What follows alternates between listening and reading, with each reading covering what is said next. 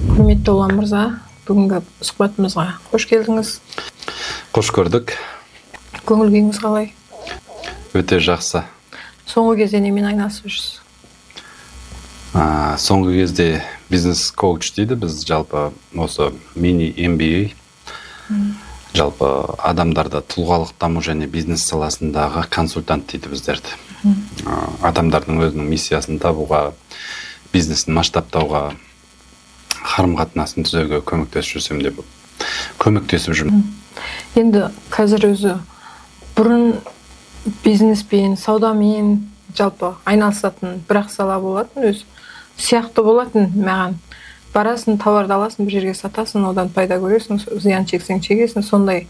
Қазір осы бизнестің де сан саласы туындаған ба, жаңағы бизнес-коуч, тағы сондайлар көп қой. Оны қандай пайдасы бар, қалай ажыратамыз? Бұл енді біздің Совет үкіметі, осы СНГ ТМД-ның пространствосына бұл жақында келе жатып, жақында бір таңсық болып тұр ғой бізге. Негізінде Америкада, дамыған мемлекеттерде, сырт мемлекеттерде коуч деген мамандық ол 20 ғасырдың басынан бар десек артық айтпаған болады. Ал егер әріге баратын болса, ол Әл-Фараби, жаңағы Аристотельдердің заманынан бері да ұстаздар дейді. Коуч деген ол ұстаз, бір сөзбен айтқанда тренер, ұстаз деген мағынаны өлдіреді. Сондықтан қазір жалпы коуч деген сөзді көп адам түсіне бермейді. Коуч деген от пен суды кешіп, өзінің басындағы өткен тәжірибесімен, өмір тәжірибесімен адамдармен бөлісетін адамды. Және де басқа адамға жетектеп жол көрсететін адамды соны коуч дейді. Енді коучпен жасаған бизнес қалай болады? Коучсыз өз күшімен жасаған бизнес қалай болады? Қайсысы тиімдірек болады? Адамдар, конечно, қазір мысалы өзін білемге салады ғой. Бірақ адамның өзі өз қателігін көрмейді. Өзінің көзі, жаңағы шамның жарығы өзінің түбіне түспейді дейді. Адамның көзі өзінің кірпігін көрмейді дейді.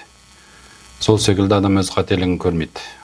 Коучпен жасаған бизнес, наставникпен жасаған бизнес, ол әлде қайда сенің қателіктеріңді, жолыңды қысқартады.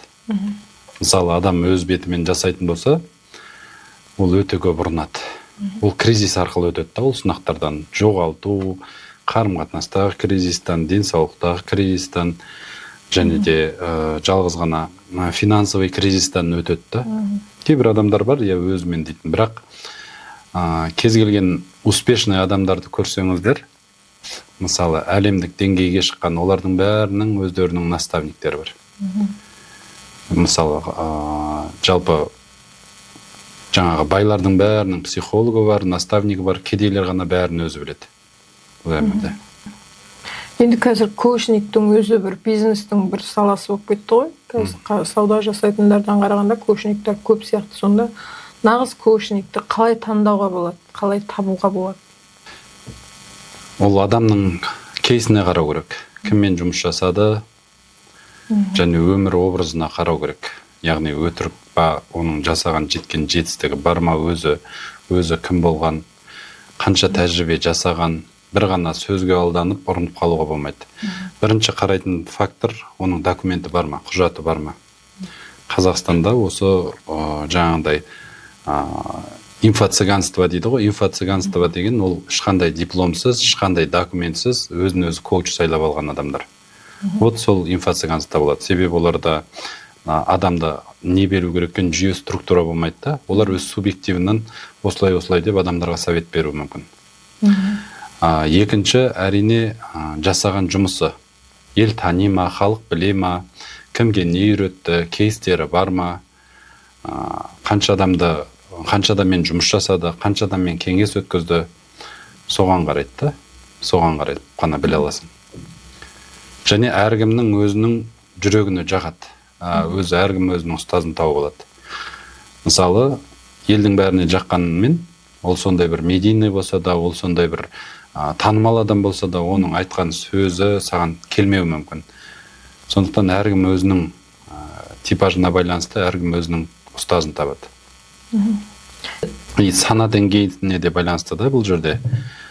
Мысалы, көп адамдар мысалы арзан беріп қымбат алғысы келеді да. Мысалы, білім десе, именно оны арзан болу керек, или болмаса тегін болу керек деп ойлайды.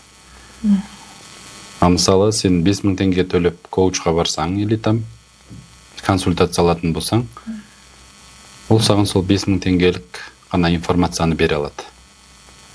И мысалы 50 000 теңгелік, 500 000 теңгелік коучтардың олардың дәрежесі бөлек болады. Сондықтан істеген жұмысына бұл жерде және де ойбай тезірек арзан төлеп тез ғана үйреніп кетсем деп адамдар өздері алданып жатады. Өтір коучтарға. Енді алдыңызға келген жаңа клиентіңіздің или бизнеспен айналысайын деп жүрген кісінің бизнес пландарын қалай құрасыз? Коуч пен психологтың айырмасы бар ғой. Психолог направление или қандай да бір рекомендательный характер бере алмайды. Психолог адамның ішкі сезімдерімен жұмыс жасайды. Көбінесе оның бойындағы эмоциясымен жұмыс жасайды.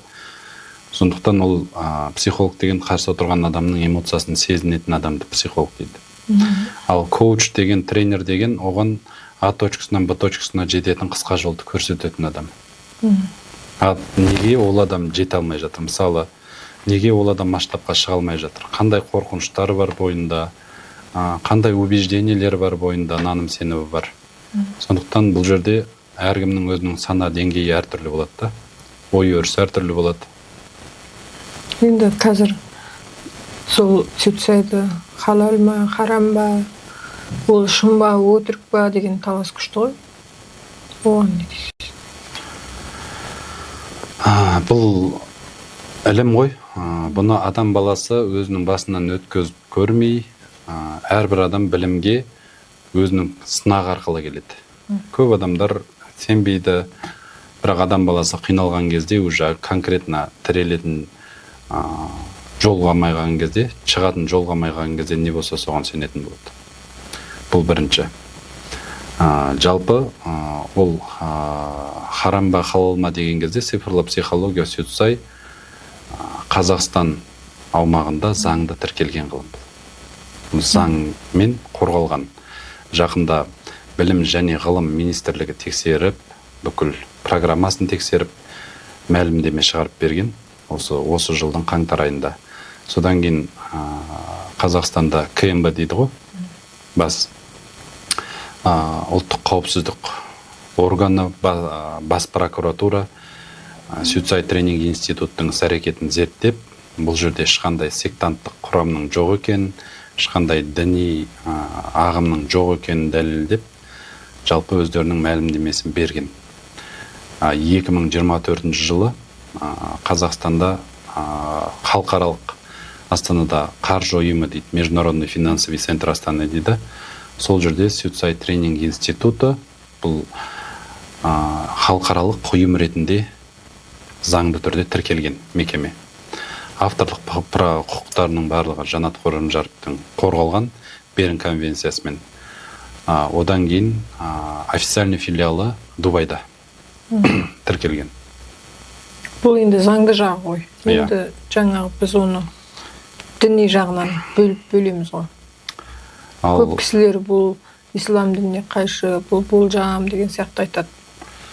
Цифрлы психология біріншіден нумерологиядан, тарологиядан, тағы да чакралогия дейді, айырмашылығы болжаммен айналыспайды. Бұл жерде адамның мінез құлқы қалай жұмыс жасайды, энергиясы қалай жұмыс жасайды, қалай ойлайды адамның эгосы не нәрсені қалайды, кім қай мамандықта жұмыс жасау керек, туа біткен қабілетін зерттейді. Бұл жерде сенің болашақта үйленесің, болашақта машиналы боласың или үйлі боласың деген ақпараттар берілмейді. Бұл, конечно, бір Аллаға аян. Сондықтан бұның дінге қатысты келетін болсақ, дінге ешқандай қарсылығы жоқ. Мен өзім зерттегенмін. Ал именно дінде адамның тағдырын болжауға болмайды. Ал бұл жерде адамның туа біткен мінезі, болмысы жайында айтылады. Түгел. Көптеген кісілер ой ол өтірік, ол деген солай айтыла береді, оған сенбеу керек дейді, бірақ өздері ұрланып қарап отырады да, сол өздері туралы айтылған. Иә, маған намаз оқитын адамдар да келеді, оранғандар да келеді. Ешкімге көрінбей, конфиденциально келіп консультация болып кетеді. Балалары жайында, жұмысы жайында, бизнесі жайында өте көп. Кейбіреулер ашық келіп айтып, көздері жетіп жатады. То есть бұл жерде дінге қарсы ештеңке жоқ. Бұны дінге қарсы деп жүрген әсіре фанатиктер, әсіре діншілдер. Әсіре діншілдер жалпы мына дін дегенде адамның субъектив пікірі. Кез келген адам, біз Қазақстан зайырлы мемлекет болғандықтан, бізде қандай дін ұстану адамның өз еркінде. Христиан боласың ба, мұсылман боласың ба, буддист боласың ба, өз еркінде. Сондықтан әрбір нағыз Құдай деген, нағыз дін деген адамдарды бөлмейді. Ол адамның сана өресінің, санасының тарлығының белгісі. Енді солай болсын, бірақ жаңағы көптеген кісілердің, жастардың әсіресе өз сыңарларын, жұптарын сол туған күндеріне цифрларға қарап болжап жатқандары қаншалықты дұрыс? Қазақта ол жайында сөз айтады. Қазақта жұлдызы қас деген сөз бар. Жұлдызы қас деген туа бітінен болмысы бір-біріне қас адамдар болады. Бұл жайында Өтейбойдағы айтқан аспандағы жұлдызбен жердегі адамның саны тең деген. Мәшһүр Жүсіп те айтқан, адаммен бірге 6 мақұлық келеді, соның бірі 6 жұлдызы болады деп. Яғни адамның бойындағы қабілеттері және туа біткен болмысы, мінезі бір-біріне қарсы келетін адамдар бар. Бірақ адам тек қана жаңағы айуаннан артықшылығы, адамның басқа тіршілік иелерінен артықшылығы бізде таңдау еркі бар ғой. Қазақтана сөз бар, мінезім өзгермейді дегеннің тілін кесерем деген. Сондықтан егер сен менің мінезім осындай, болмысым осындай, менің айтқаным ғана болу керек десең, онда ешкіммен сыйыспайсың. Сондықтан біз бұл жерде жаңағы именно совместимость дейді, сәйкестік туралы айтпаймыз. Өте көп бізге сұрақтар келеді ол жайында, бірақ біз сәйкестік туралы ақпарат бермейміз. Себебі адам өзінің нәпсісін жеңбесе, өзінің мінезін түземесе, өзінің болмысымен, өзінің ойымен жұмыс жасамаса, онда ешкіммен сәйкес келмейді. Бірінші адам өзінен бастау керек та сол жерде. Сондықтан бұл деген цифрлы психология, сен анандайсың, сен мынандайсың, сен жақсысың, сен жамансың деп біреуді айыптау үшін емес. Бұны түсінген адам өзіне өңіле бастайды. Мен қандаймын? Мен қандай әйелмін? Мен қандай анамын? Или мен қандай әкемін? Мен қандай адаммын деген сұрақты адам өзіне қою керек та біріншіден. Сол кезде адам өзінің болмысын терең танып түсінеді. Енді көптеген коучтардың, психологтардың кімнің болсын айтатыны бәрі өзіңді өзгерт. Адамның өзін өзгерту соншалықты маңызды ма осы өмірде? Бұрын, мысалы, ата-бабаларымыз қалай туды, солай кете барды ғой? Біріншіден біз ол заманда болған жоқпыз ғой. Біздің ол заманда да 1000 жыл бұрында, 100 жыл бұрында осы қоғам болған. Ол кезде де адамның сана деңгейі кез келген қоғамда өзі оқымыстылар бар, оның тылсымның күшін түсінген адамдар бар.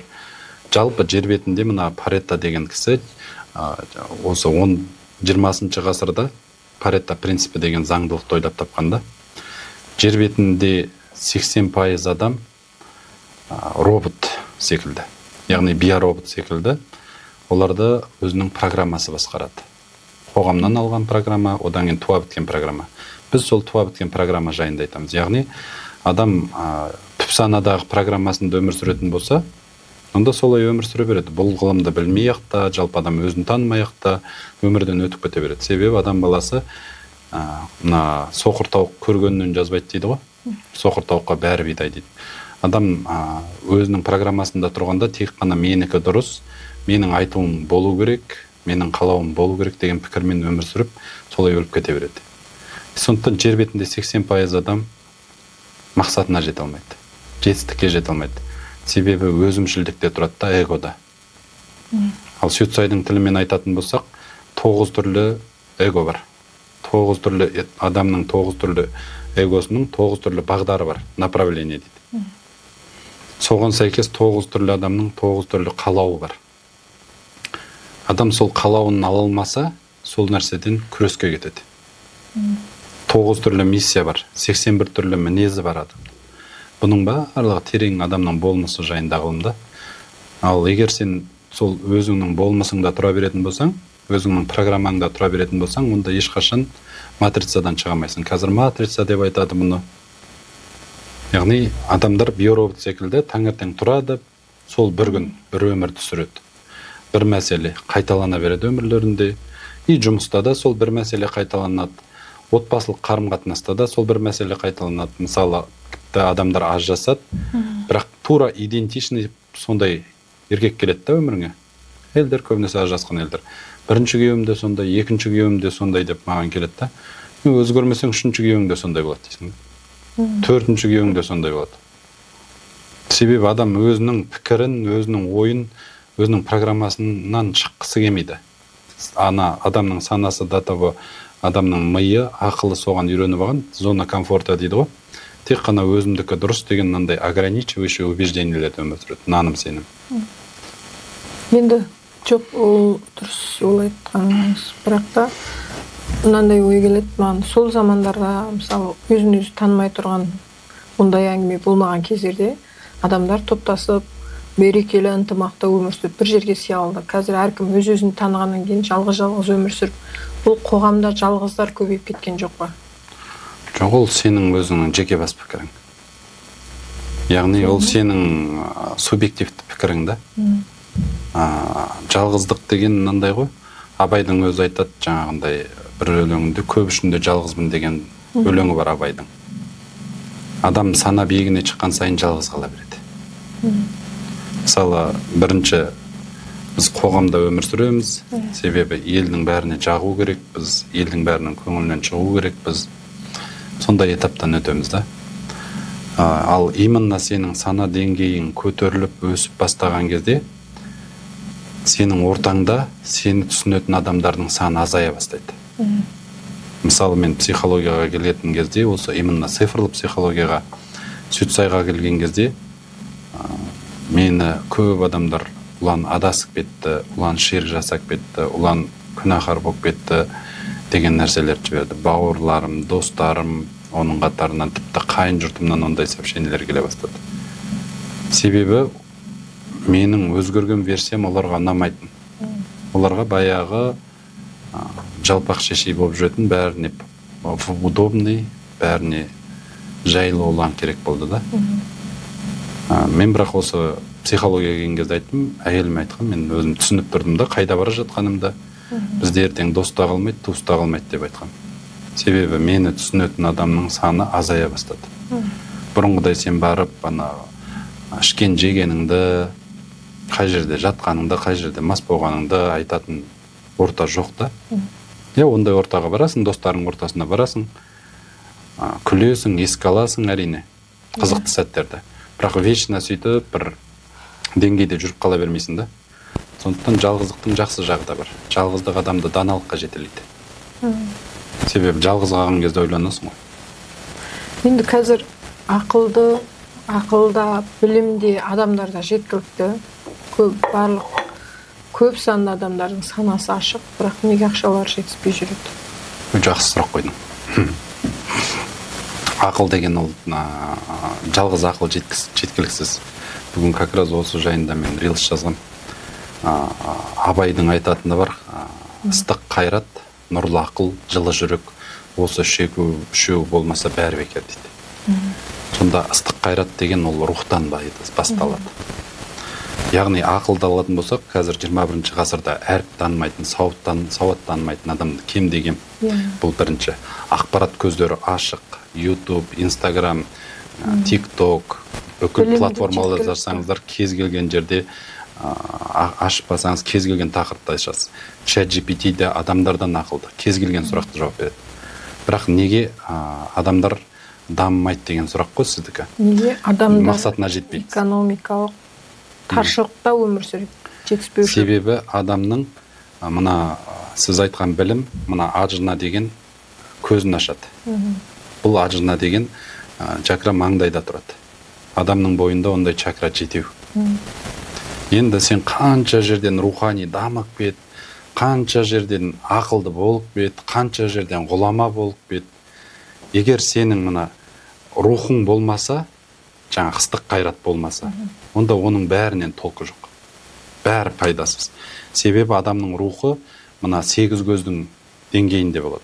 Оны мына ежелгі санскритте, үнді ғылымында ведалар дейді. Веда деген сол білім деген сөзден шыққан ғой. Ол жерде оны кундалини дейді. Кундалини деген рух, қазақша айтады болсақ. Рух адамның құймышағында болады.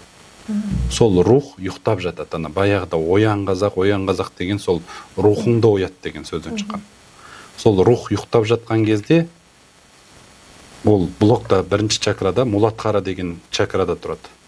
Муладхара блокта тұрған кезде сен қанша жерден ақылды болсаң да, рухың көтерілмесе, сенің біліміңнен қайыр жоқ болады.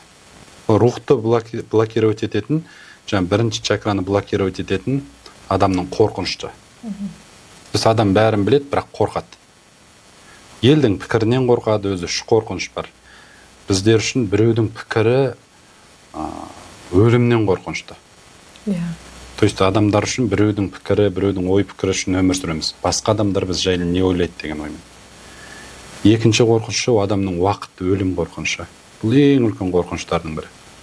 Одан кейін жаңағы ақша, дүние, байлық жоғалту қорқынышы. Адамда қорқыныш болған кезде бірінші чакрада энергия көтерілмейді. Сәйкесінше қанша білімді бол, рух төмен болса, ешқашан мақсатына жетпейтін сондықтан. Одан кейін мына жерде сватхистана дейді. Ол адамның ұялу сезімімен, адамның ләззатына, адамның өзіне деген махаббатының оюына жауап береді. Бұл жер көбеюге жауап береді, махаббатқа жауап береді. Одан кейін манипура деген чакра бар. Одан кейін мына жерде жүрек чакрасы бар, анахата дейді. Одан кейін вишудха дейді, тамақтағы чакраны. Адамның ойын жеткізуі, еркін сөйлеуі, осы вишудха жабық болатын болса, адам ойын айта алмайды даже біреуге. Өз ойын ашық жеткізе алмайды. Өз қорқынышта оның бәрі мына 5 чакра жабық тұрған кезде сен қанша білімді бол, ешқашан сен ары қарай өсіп жетпейсің. Енді чакраны қалай көтереміз? Рухты қалай көтереміз? Не көтереді? Білім көтермесе, ақыл көтермесе, не көтереді? Адамның рухын көтеретін, адамның қорқынышын жеңетін ол тәртіп. Яғни адамда санада тәртіп болмаса, денеде тәртіп болмаса, санада тәртіп болмайды.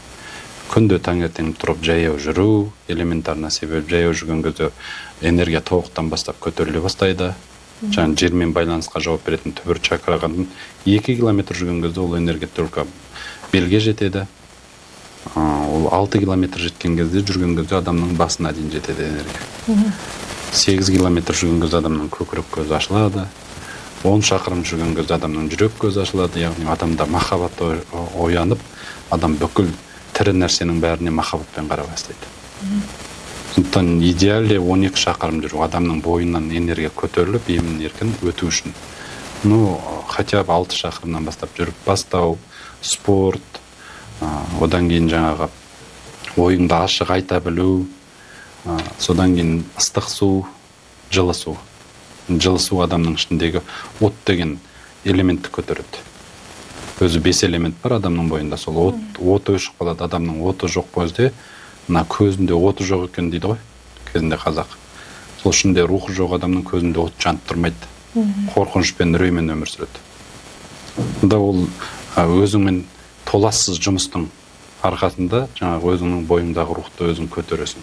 Басында дәні жоқ бидай аспанға қарап тұрады. Дәні жоқ бидайлар аспанға қарап тұрады. Ал басында дәні көп бидай жерге елгіш келеді. Сондықтан адамдар нәпсі ақылмен нағыз білімді шатастырады. Бір жерден бірдеңке оқып алады, бір жерден бір орыстардың курсын тыңдап алады, психологиясын оқып алады. Содан кейін менің жаңағы лишний границам деп шығады да, менің өзіме деген махаббатым деп шығады да. На самом деле өзіңе деген махаббат ол отбасыңнан басталады. Әйел өзіне деген махаббаты, нағыз әйелдің даналығы, сол үшін айтып кеткен бізде жаңағы нағыз әйел күйеуін сұлтан қылады деп. Дана әйел сұлтан қылады дегенді, бірақ соны біз түсінбей жатырмыз. Ал дана әйел дегенді қалай? Дана әйел үйден шыққан кезде күйеуі қайда кетті деп, және қашан келесің деп сұрамаған әйел екен.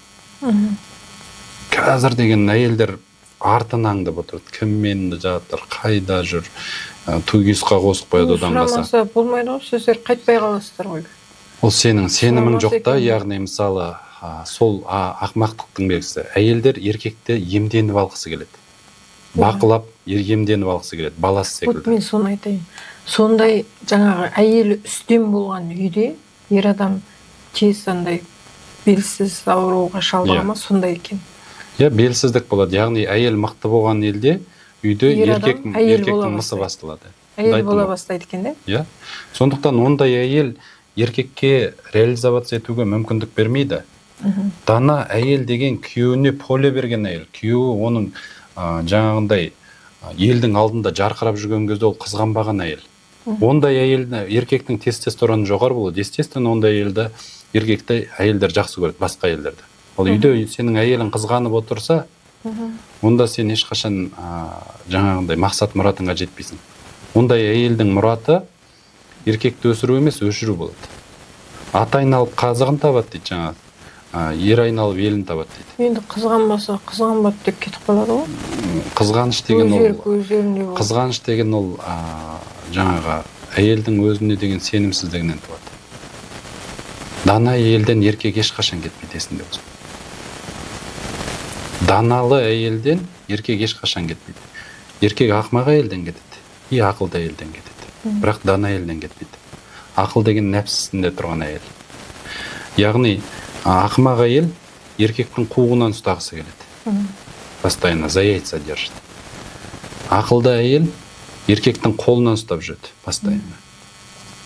Ал дана әйел еркекті ұстамайды. Ондай әйелден еркек кетпейді. Сондықтан қазақтың жаңағы сен психологияны айтып отқаның, бұның барлығы біздің дәстүрлі психология. Кәдімгі еркекті күзетпей, екі босағаңды күзет дейді. Сондықтан әйел май ана деп айтқанда ол ошақтың иесі болған. Бірақ еркектер де әйелдерді солай ұстайды ғой. Жоқ нәрседен қызғанып, күдіктеніп, ұрып соғып. Тоже қазақта да айтқан әйелді ер емес, ар ұстайды деп. Неге ол еркектерді солай жүре алмайды? Значит, өзіне да, мен бағана айтқан нәрсе сол ғой, қотыратқа соқыр деп, тең-теңімен, тезек қабымен. Кім жаңағындай, сенің күйеуің ол саған сынақ беріп беріледі. Әрдайым. Сондықтан отбасы мынандай этаптардан өтеді. Бірінші этапта ер мен әйел махаббатпен қосылады. Бір-бірі жайлы иллюзиямен қосылады. Яғни махаббат ол жерде эмоция. Әйелдің ішінде бабочка соянады жаңағы. Еркек пен әйел қол ұстасқан кезде әйелдің ішіндегі бабочка дейді. Бабочки в животе дейді ғой. Сол кезде әйелдің көзі байланады. Осындай болады екен деп. Или болмаса саған жүгіріп кеп всегда гүл сыйлап жүрген еркек жақсы еркек емес ол. Ол махаббаттың белгісі емес. Көп әйелдер соған алданады. Басында бәрі жақсы, айдалып берем, күнді алып берем десе сеніп қалады. Себебі ондай еркек удобный ғой. Постоянно гүл сыйлап жүрген, постоянно жүгіріп жүрген удобный еркекті ол еркекпен манипулировать етуге болады опять же. Сондықтан әйелдер өзі сондай еркекті таңдап алады. Удобный еркекті таңдап алады да, соны билеп төстеп отырғысы келеді. Себебі оның шешесі әкесін сөйтіп манипулировать етіп отқан. Бұның бәрі ұяда не көрсең ұшқанда соны білесің дегенге байланысты. Жаңа отбасылық қарым-қатынастың үш платформасы дедім ғой. Еркек платформасында еркек бас болады, әйел мойын болады. Бұл жерде заңда, өйткені отбасындағы жауапкершілік бары еркектің мойнында. Екінші платформа подкаблук платформасы дейді. Жаңағы антииерархиялық. Бұл жерде әйел бас болып кетеді. Әйел бас болған кезде еркектің жаңағы рухы түсетін сол жерде. Ол неден болады? Себебі оның үйінде әйел главный болады. Оның өскен, тәрбиеленген үйінде әйел главный болады. Соны көріп өскен қыз бала өзіне сондай әлсіз еркекті іздейді. Себебі ол әкесінің әлсіздігін көрген, әкесінің жұмыссыздығын көрген, әкесінің сынғанын көрген. Үйдегі әйел анасы оны постоянно тонап, постоянно жаңағындай адесе бадеп беттен алып төске шауып отқанды көрген қыз балаға қиын. Себебі ол қыз бала ертең еркекке бойынсынбайды, ол ондай қыз бала еркектің қадірін білмей өседі. Сондықтан бұның барлығы түп санадағы жаңағы қалыптасып қалған нәрсе. Одан кейін моралист платформасы дейді. Ол жерде еркекте тең, әйелде тең, бой бермейді. Бұның бәрі бір жаңағындай бәрібір түбінде не еркек жеңеді, не әйел жеңеді. Еркек жеңген кезде онда жаңағы отбасы еркек платформасына өтеді. Ақырында күресіп, ол бірақ редкий жағдай. Жер бетінде 7% адам жетеді оған. Ал әйел жеңген кезде не подкаблук болады, не болмаса екеуі де өзінің моральда, өзінің дұрыстығын дәлелдеп өмірден өтіп кетеді. Не отбасында ақша болмайды, не береке болмайды. Отбасы бұл деген больше командный жұмыс. Сондықтан жаңағы әйелдер айтып жатады ғой, неге осында еркек бұйырды деп. Бірақ ешқашан әйелдер ойламайды өзінің қандай қателік жасап жатқанын. Также еркектер де ойламайды. Әркім өзіне тартады да, көрпан команда болып біз не істеп жатырмыз деп ойламайды да. Бір дастарханның басында отырып сөйлесетін болса, мысалы, ешқандай конфликтті коучқа бармай-ақ, психологқа бармай-ақ шешкен біздікілер. Ата бабамыз. Қазір ата баба бір дастарханның басында отырып сөйлесе алмайды, ер мен әйел. Содан болады бұның барлығы. Мысалы, бізде отбасында мәселе болады, сонда мен есікті жауып аламыз да, біз отырамыз да, давай бітірейік. Пока осы жерден біріміз өліп, біріміз тірі шығамыз. Ну, әйтеуір шығамыз. Ол айтады, жылайды, эмоцияға беріледі. Біз де айтамыз, екі жақ өзінің уәжін айтады да, шығу керек те, өйткені эмоция. Но соған открытый диалогқа бармайды көп отбасы. Открытый диалог жоқ. Себебі сен өзіңнің ішінде жұтып жүре бересің, анау өзінің ішінде сезімдерін жұтып жүре береді. Бұрқыратып бәрін сыртқа айтып жүреміз, маған күйеуім бүйтті, маған сөйтті, енем бүйтті, атам сөйтті деп. Бірақ ол кісілермен отырып сөйлесе алмаймыз да, сіз неге маған бұлай жасадыңыз? Менің де жүрегім бар ғой, ауырады ғой деген сияқты. Себебі әйел деген ешқашан еркекке не ойлап тұрғанын айтпайды. Әйел мен еркектің екеуінің өзі бір ерекшелігі бар да. Әйел еркекке ешқашан не ойлап тұрғанын айтпайды. Білесің бе? Иә. Әйел еркекке не сезіп тұрғанын айтады. Себебі әйел адам өмірді сезіммен сүреді, эмоциямен сүреді. А еркек ешқашан не сезіп тұрғанын айтамайды. Еркек данный момент не ойлап тұрғанын айтады. Мысалы, сенің күйеуің саған тупойсың десе, ол данный момент сенің поведениеңе қарап айтып тұр. Ол не значит, что сен өмір бақи тупойсың или туғаннан бері өлгенше тупой өлесің дегенді айтып тұрған жоқ. Ол данный момент сен жайлы не ойлап тұрғанын айтады. Ал әйел адам эмоционировать етіп сен жайлы жаман сөз айтатын болса, ол да сол уақытта сен жайлы сезімін айтады. Сондықтан екі адам бір-бірін түсінбейді да. То есть еркек пен әйелдің жаңағындай артықшылығы сол жерде. Еркек өмірді логикамен сүреді, әйел өмірді сезіммен, эмоциямен сүреді. Екеуінің де жетіспеушілігі сол жерде. Бір-бірін толықтырудың орнына осы тұста бір-бірін түсінгісі келмейді. Толықтырады да, логика мен эмоция бірін толықтыру керек. Не істеу керек соны? Сол үшін бізге келу керек та. Оқу керек. Өзімен жұмыстану керек. Оны адамдар айтсаң, ойбай, соны сатасың ба дейді. Оны ешкім жұмыстанғысы келмейді. Опять же айтам. Оны ешкім жұмыстанғысы келмейді. Ол жаңағындай жертва әйелге өмір бақи күйеуін жамандап жүрген оған выгодно, потому что ол өзінің өмірдегі жаңағы отбасындағы рөлін солай подтверждать еткісі келеді. Даже күйеуі ішсе де оның барып абыройын шашып жатады. Әйелдер ғана емес, еркектер де қазір әйелдерін жамандап жүреді. Разница жоқ, еркекте әйелде просто солай өмір сүреді, яғни бір-бірімен күстаналады. Екеуі зорға дегенде махаббатпен қосылады, бірақ өмір бақи айқас. Махаббат жоқ. Неге? Махаббат жоқ. Уақытша болса да болады ғой. Махаббат деген уақытша сезіммен шатастырмау керек. Махаббат деген сезімге жер бетінде 7% адам достойны екен. Жер бетінде. Өзіңіз ойлаңыз, Қазақстанда мысалы 20 миллион халық бар дейік та, 7% қанша? Тек қана сол адамдар соны түсінеді. Мұхтар Шахановтың айтатыны бар ғой, парасат биігінде екі адамның кездесуі дейді. Бірақ парасат биігі деген сөзді түсінбейді адамдар. Не то что. Махаббат емес, олардікі есеп. Есеп махаббат болды да, сенде мысалы сен күйеуіңді жақсы көрген жоқсың на самом деле. Жақсы көрді. Сен жақсы көрсең, онда ол жайлы жаманды айтпайтын дедің да, ол жайлы ажыраспайтын дедің да, және одан ештеңке күтпейтін дедің да. Сондықтан ешқашан махаббат сүйген адам екінші жақтан жауап күтпейді. Есеп болмайды да ол ортада. Мысалы, мен сені сүйем, сен мені неге сүймейсің деп мен саған претензия предъявлять етіп тұратын болсам, допустим, бұл махаббат па жоқ есеп па? Есеп. Получается, бәрі солай қосылмай ма? Жоқ, есеппен қосылады ғой. Содан кейін ана адамға жасаған жақсылығы қайтпай қайған үшін содан кейін ажырасады. Махаббат емес, бұның бәрі бақа есеп. Бәрібір әйел адам қандай мықты болсын, отбасын сүйресін, бәрібір олар бір әлсіз болады оларда. Бәрібір оларды сондай мықты қылатын қорқыныш. Жаңағы өзіңіз айтып жатқандай. Енді сол бір әлсіздікке айтып тұрмын, бір кішкентай махаббат бере салу сіздерге қиын ба? Жоқ, бізге қиын емес қой. Мысалы, ер адамдарда сол бақа есеп па? Мысалы, қиын емес маған.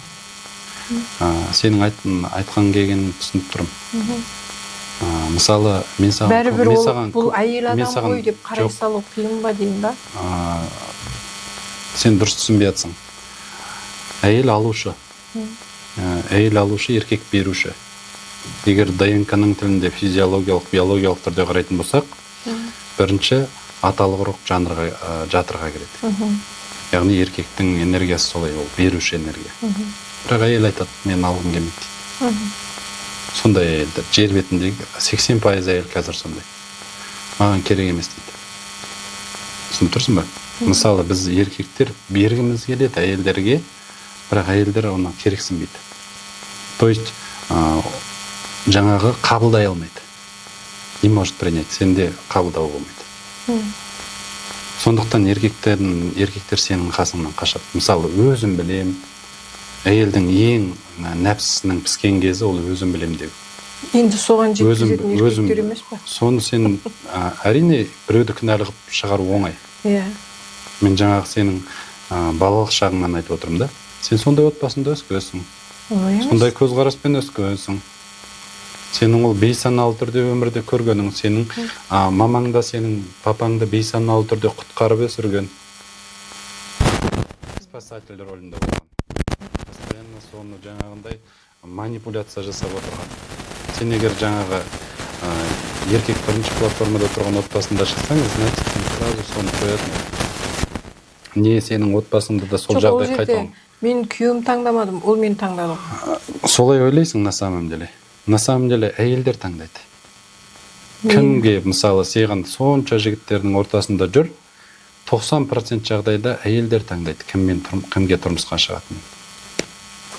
Мысалы, сені зорлап кеткен жоқ, дұрыс па? Или ұрлап кеткен жоқ, дұрыс па? Редкий случай. Ал әйелдер өздеріне удобный еркек. Ол саған сол кезде удобный болды ғой, дұрыс па? Енді удобный еркек. Бір-бірімізге удобный болды. Саған удобный болды, точнее. Өйткені сені жақсы көрем деп айтты, жыласаң деген жүгіріп келе сап, саған не бере алады, манипуляцияға бассаң гүл алып бере салатын болды басында. Разница жоқ, әйтеуір көңіліңе қарап басты үстіңе түсіп жүрді ғой басында, дұрыс па? Енді сондықтан бұл жерде мысалы әйел жаңа достигатор дейді ғой, мен өзім білем деген әйелге, онда өзің біл деп айтамыз бір. Ол әйел өзім білем бірдеңке деп тұрған кезде, мысалы көмектескім келіп тұрады сен әйелге. Бірақ өзім білем деп тұрған әйелге келеді де, еркек өзің білсең, онда өзің реши. Түсінбе?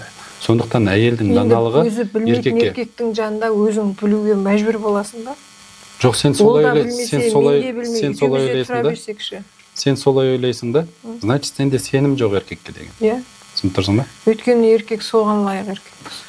Енді сенің, мысалы, қандай сен әдемі бол, қандай сен ақылды бол, допустим, дәл қазір сенің осы состояниеңе хоть жаңағындай Қазақстандағы ең мықты еркекті қосып қоятын болса сенің жаныңа.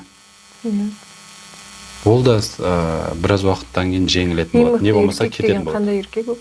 Мысалы, ең Қазақстанда кімді сен мысалы фанатет етесің? Кімді ұнатасың мысалы? Ешкімді. Мысалы ойыңда бар шығар, мысалы даже не то, что күйеуге шықпасаң да, мысалы өзіңнің кумирің бар шығар, мысалы осы мужественный ау деген, мысалы. Біздікі муза деген ойымызда ғана ғой. Енді сол музаң бар деп айтайық, мысалы. Давай сенің музаңды алып келіп қояйық сенің жаныңа.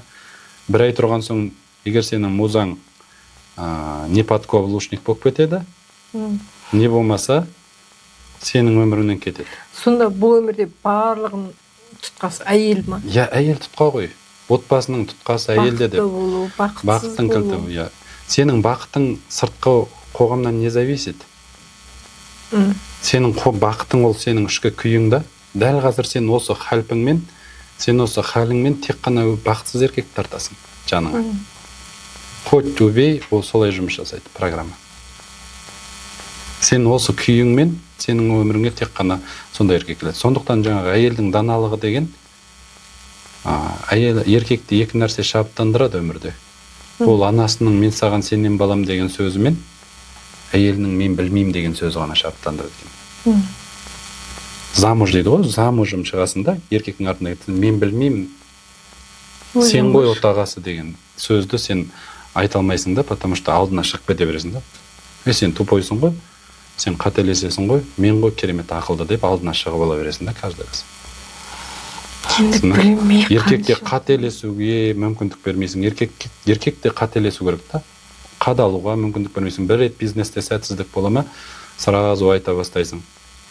Бір рет қате жасақ қоя ма, сразу арыстай бастайсың. Сен өмірде еркекті түзеумен айналысасың да, оған не то, что доверие жоқ.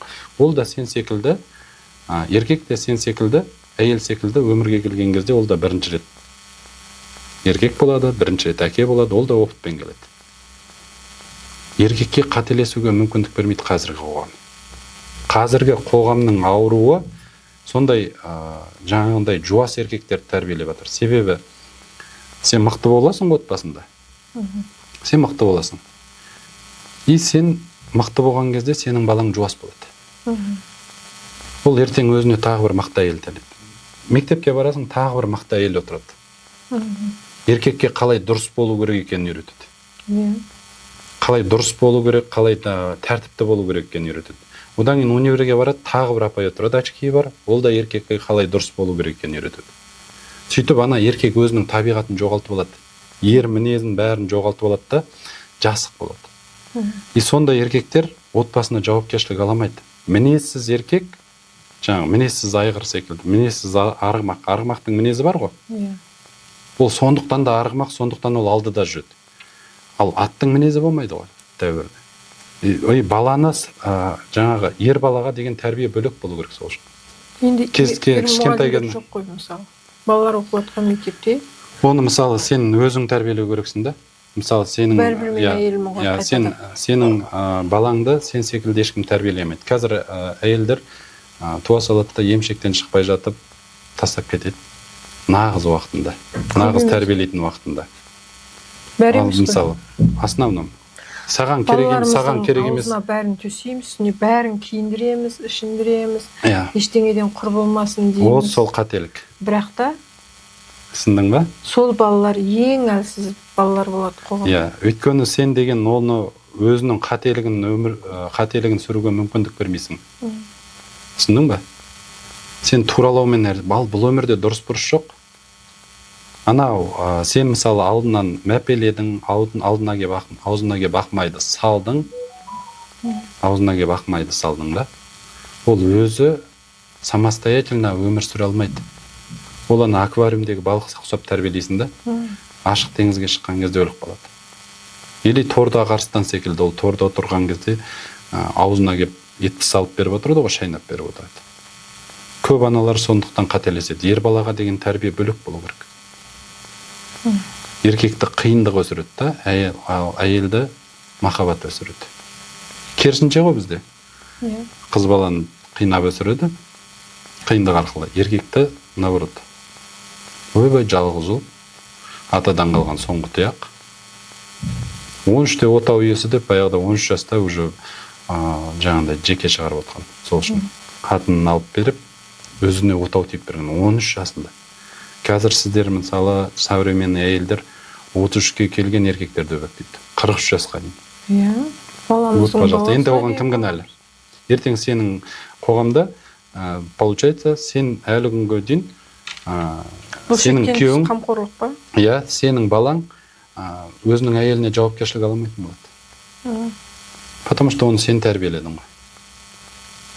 Түсіндің ме? Сондай әлсіз қылып. Ұлдарын жаңағы келіндерінен қорғап арасына түсіп отырған мамалар бар ғой. Енді мысалы сондықтан солай бола ма деп жүрмін. отбасылық тәрбие деген сондықтан тәрбие тал бесіктен басталмай ма? Бұл жаңағындай современный әйелдердің біздің дәстүрді, біздің рухани құндылықтарды ұмытып кеткеннің арқасында. Қазақта енес тепкен құлын ет ауырмайды дейді ғой. Естігенің бар ма? Иә. Соны біздің әйелдер қазір білмейді. Бір өбектеп отырды. Маған консультацияға келеді бір әйелдер, балам өстіп жатыр, барам қателесіп жатыр. Балам ұрынық қалды. Балам қаншада? Балам 32-де. 32-дегі бала. Балам азартқа кіріп кетті. Казино ойнап жатыр, тағы бірден істеп жатыр. Балам қаншада? 40-та. Түсініп тұрсың ба? То есть 40 жастағы баланы әлі күнге дейін өбектеп отырады. Соны әйелдердің өздерінің санасы да түсінбейді. Енді ол жауапсыз, әлжуаз, өз бетімен шешім қабылдай алмайтын, мінезсіз, жігері құм болған рухсыз ұрпақ тәрбиелеп жатырмыз біз. Неге олай? Сол сен өйткені ол балаға қателесуге мүмкіндік берген жоқсың. Бүкіл оған алдын ала шешімді шығарып отырдың өзің. Бүкіл жаңағындай қателіктен алып жүріп отырдың. Енді ата-ананың міндеті сол емес пе? Жоқ, ата-ананың міндеті ол емес. Балаға қамқорлық жасау. Жоқ. Оны дүниеге әкелгеннен кейін оны жеткізуге міндетті. Жоқ. Ол қаншаға келсе де ата-ананың міндеті баланы ата-анасыз өмірге тәрбиелеу. Ата-ананың міндеті баланы ата-анасыз өмір сүруге үйрету. А вдруг сен өліп қалдың? Вдруг сен аварияға түсіп қалдың? Сенің балаң ештеңке де істей алмай қалады. Сондықтан балаң қалса, қазақта айтпай ма? Қатының қалса бай табар дейді. Қатын қалса бай табар, балаң қалсаң мал табар дейді. Шырылдаған шыбынжан қайда барып жай табар дейді. Бала да бай да сенікі емес. Меншіктеніп алуға құштар адамның нәпсісі. Мынау менің балам, мынау менің балам. Ал ата-ананың міндеті баланы ата-анасыз өмірге тәрбиелеу.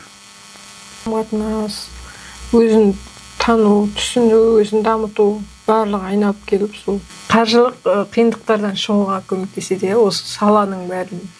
Отбасынан басталады ғой бизнес. Отбасынан басталады. Бизнес отбасынан басталады деп айтамыз. Мен өзім соған келгем. 7-ші жыл, осыдан 3 жыл бұрын мен ажырасып кете жаздағым. Мына қатын дұрыс қатын болмады. Менің мамам да маңдайынан сүйе самады. Әйелім де тыңдай самады деген принциппен келген мен психологияға.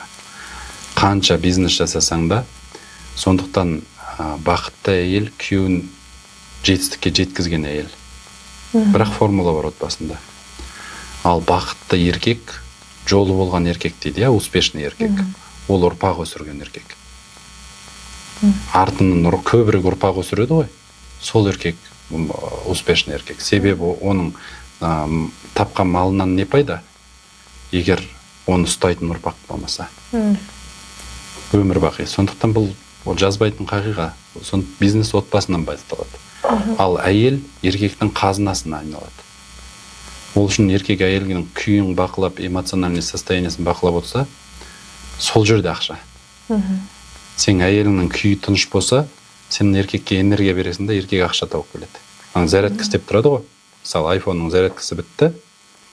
Сен бардың да, еркек соны тығып зарядтауға келеді. Сонда еркектің мықтысы әйелінің психоэмоциональный состояниесін бақылап отырады. То есть денсаулығын қадағалап отырады. Ал денсаулығы мықты әйел күйеуге энергия береді.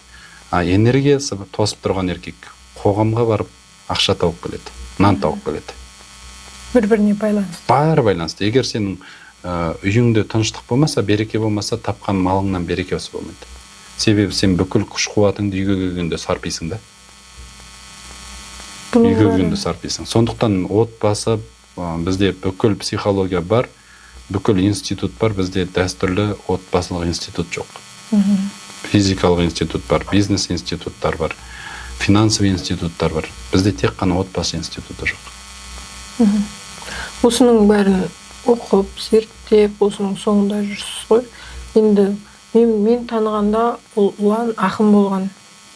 Ол жаңағы шығармашылық қайда қалды?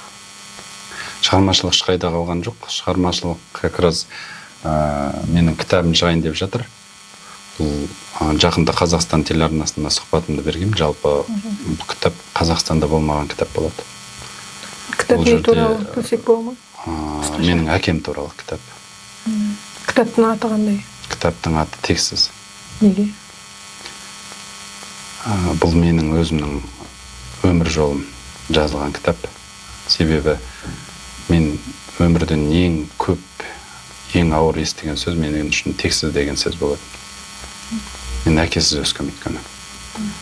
Сондықтан бұл кітапты именно өзімнің өмірімдегі жүріп жатқан жолымен психологияға мен не алып келіп, бұл психологиялық драма десек те болады. Себебі басты идеологиясы кітаптың мен секілді өзінің орнын таппаған адамдарға арналады. Әкем болмаған үшін мен өзімді біреуден кем санап жүрдім. Анасы болмаған үшін өзін қор санап жүретін қыздар бар. Менің әйелім анасы жоқ. Ерте қайтыс болып кеткен. Менің әкем жоқ. Сөйтіп екеуміз қосылғанбыз ғой. Сонда мен бұл кітаптағы пасыл жалпы өмірде түрлі жағдай болады. Әкесіз де, анасыз да өсіп адамдар жетістікке жете алады. Жалпы сол мақсатта жазған. Енді ата-анасыз өскен бала ол ең мықты бала деп жаңа өз сөзің солай айттың ғой. Себебі қиындықты көп көрдік қой. Қиындықты көп көрдік та. Мен бала кезімде менің балалық шағым қиын болды деп мен өзімді жейтімін. Бірақ мен қазір рахмет айтам. Мен тағдырыма рахмет айтам.